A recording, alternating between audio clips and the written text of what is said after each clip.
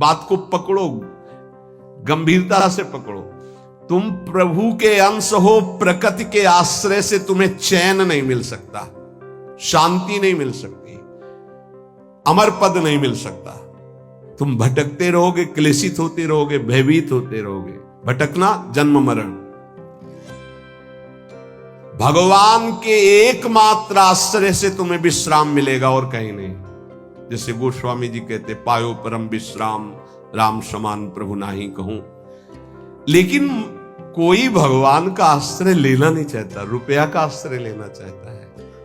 वस्तु का बल, पद का बल, परिवार का बल, देह का बल, समाज का बल। तब तक भगवान के दर्शन हो जाए, लोग बातें बनाते समझते नहीं।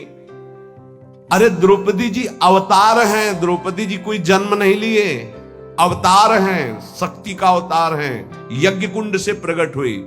लेकिन आश्रय दृढ़ तब हुआ इस घटना के बाद, चीरहरण घटना के बाद। नहीं, पांडवों का आश्रय था, सभा का आश्रय था, अपना बल का आश्रय था, दांत का आश्रय लिया। जब सब छूट गया तो गोविंद द्वारिकावासी।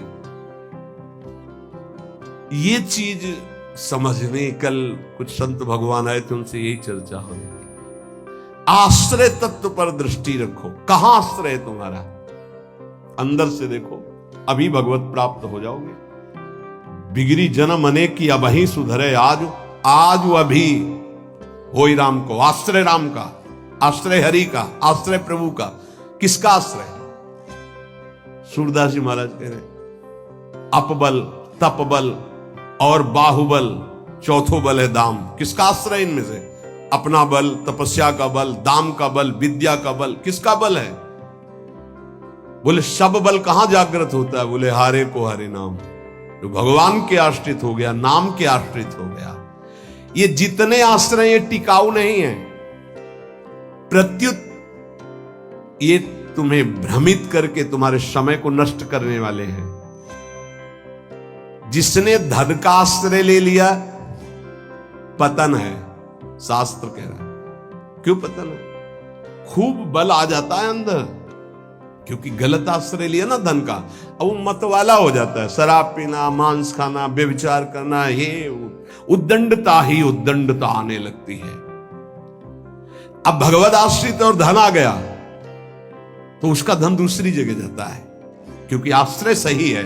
अस्पताल खुलवा दिया, पौशाला, संत सेवा, गौशाला, नाना प्रकार की धार्मिक वृत्तियों के द्वारा दूसरों को सुख पहुंचाना। क्यों? क्योंकि आश्रय बढ़िया है। केवल धन का आश्रय है तो सब दोष आ जाते हैं। इतना ही नहीं, शुभ कर्मों का आश्रय बन जाता है, साधना का आश्रय बन जाता है। अपनी साधना, रोज परिक्रमा लगाता हूं, रोज ये करता हूं, ये करता हूं। देखो दिखाई दे रहा है भक्त, भगवान, भक्त का मतलब होता है भगवान का आश्रय।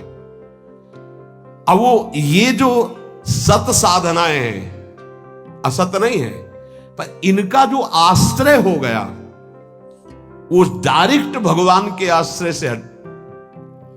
अब हमारी टांगें मजबूत हैं तो हम परिक्रमा लगा रहे हैं, कल टांग टूट गई तो आश्रय भगवान का, उनके आश्रय से भगवत प्राप्ति होगी, कोई इनके आश्रय से थोड़ी। लेकिन अगर वो आश्रय लिया है तो फिर लगेगा हमसे कोई साधना ही नहीं हो रही, आप असंतुष्ट हो जाएंगे। एकमात्र भगवान का आश्रय। तभी कह रहे बिगड़ी जन्म अनेक की अबही सुधरे आज। अभी इसी क्षण सुधार हो जाएगा, अभी इसी क्षण बात बन जाएगी। अनेक जन्मों की बिगड़ी क्या? आश्रय केवल प्रभु का, मामुपाश्रिता। भगवत प्राप्ति की साधना का भी आश्रय नहीं। ध्यान दो, ये बड़ा सूक्ष्म। आश्रय केवल प्रियालाल का।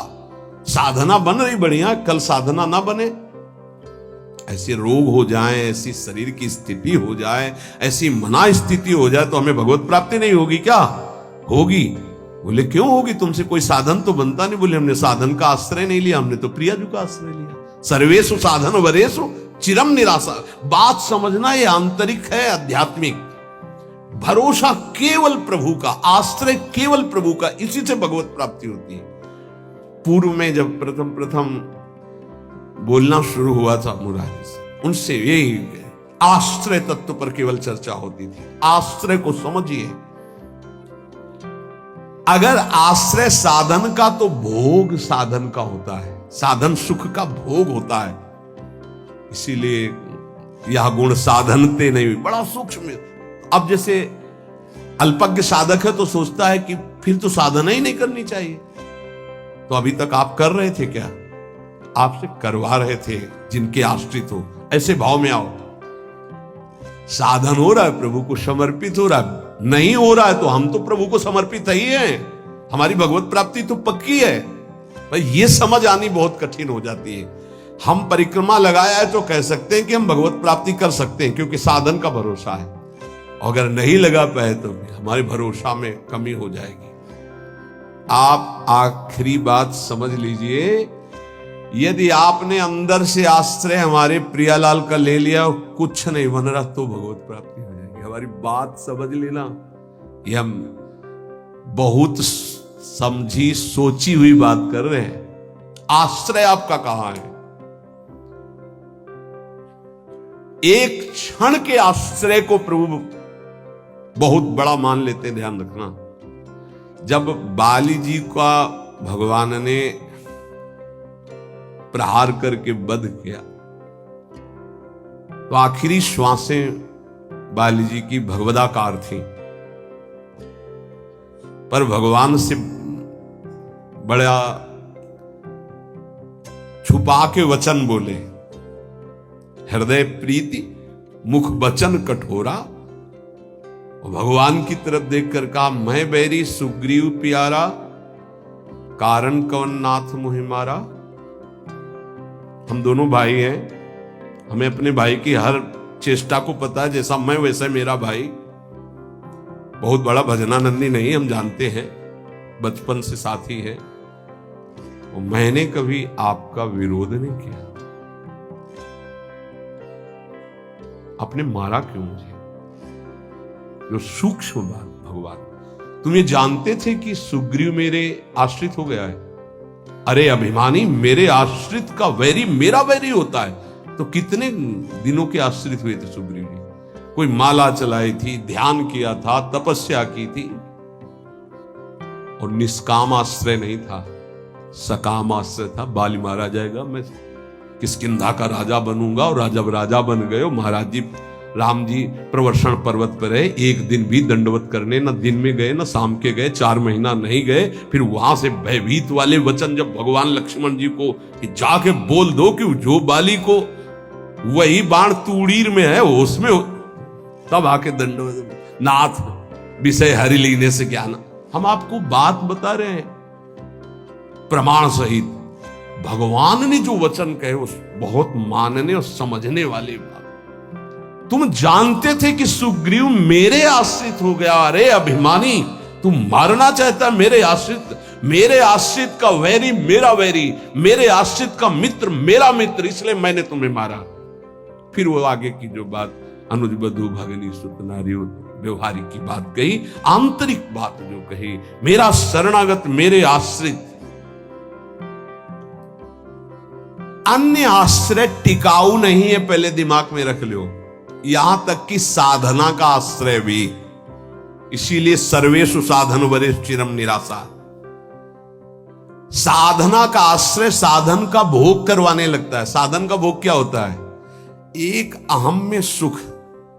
दिन में 3 परिक्रमा लगाता हूं वृंदावन की, वो अहम में जो आश्रय बैठ गया साधना का, ये अहम भोग कर रहा है उसका।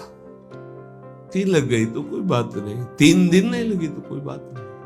उन्हीं के तो आश्रित। मान लो कोई ऐसी शरीर की अव्यवस्था, प्रमाद नहीं होती, प्रमाद नहीं होता भक्तों में।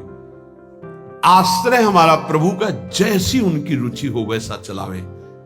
बहुत बढ़िया साधन बन गया तो हमें कोई हर्ष नहीं है, और कोई साधन नहीं हुआ तो हमें कोई शोक नहीं है। ये स्थिति समझना बड़ा कठिन है। जब तक उपासक भगवान के आश्रित नहीं होता, तब तक वो किसी न किसी पराधीनता को स्वीकार करता रहता है, और इसीलिए उसका दुख नहीं मिटता। अन्य आश्रय परिणाम दुख। ध्यान रखना, प्रभु के सिवा अन्य आश्रय बराबर दुख। प्रभु का आश्रय बराबर सुख दुख की निशानी नहीं। संसार में प्रगट आश्रय भोगों का, शरीरों का, पदों का, धन का बड़ा आकर्षण है। स्त्री का आश्रय, पुत्र का आश्रय, मकान का आश्रय, बड़े बड़े आश्रय हैं अंदर। जब तक ये आकर्षण रहेगा तब तक भगवान में आकर्षण नहीं होता। वो अंदर सब आकर्षण में वही कृष्ण का है। भगवान का आश्रय होते ही त्रिभुवन की प्रिय से प्रिय वस्तु से राग खत्म हो जाएगा। ये पहचान है। कोई प्रिय नहीं लगेगा। वही प्रिय लग रहे हैं, उनके सिवा वास्तविक आज भी किसी को कोई प्रिय नहीं लगता। अगर वो अंतर ध्यान हो जाए तो उस शरीर को फूंक दिया जाता है, जला दिया जाता है, गाड़ दिया जाता है। क्या ये प्रियता रही? प्रियता तो प्रभु से ही थी।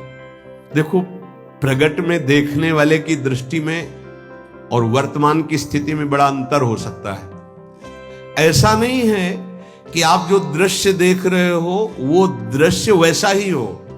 आपकी देखने की क्या शैली है? एक बार यही बात अकबर से जब कहा बीरबल ने कि देखी हुई बात गलत हो सकती है, अपना चिंतन जैसा होता है वैसे ही दृश्य दिखाई देता है, उसको भी समझना चाहिए, ना कि जो हमें दिखाई दे रहा है वही सत्य है। ऐसा कैसे हो सकता है? जब हम देख रहे हैं तो सत्य क्यों नहीं हो? तो उनका कभी ऐसा आपके सामने प्रश्न आवे तो बताना, फिर हम आपको उत्तर देंगे।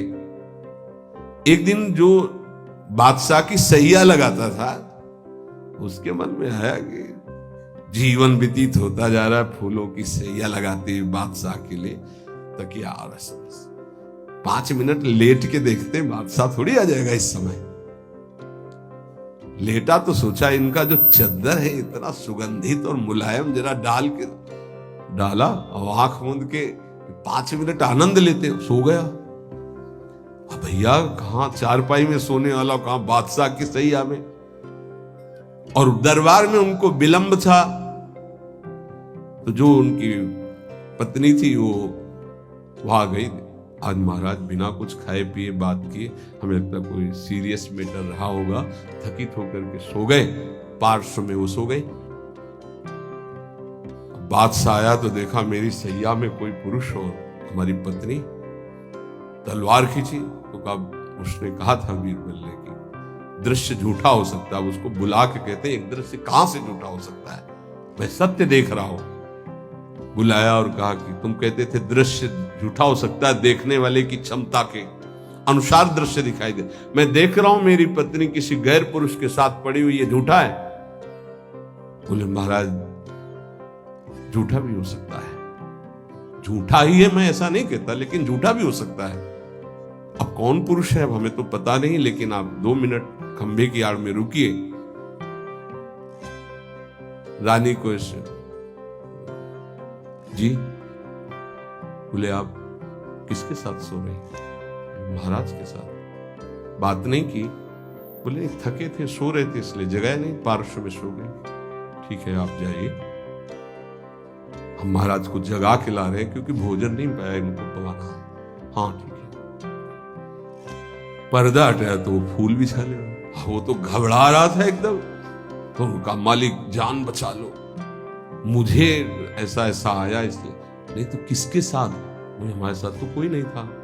बादशाह पर्दे की आड़ में सो, चुपचाप भाग जा, अगर बादशाह जान गए तो मार। बोले सरकार देखा दोनों निर्दोष थे, यदि आप मारते तो दोनों की हत्या आप कर सकते थे, लेकिन दोनों निर्दोष थे।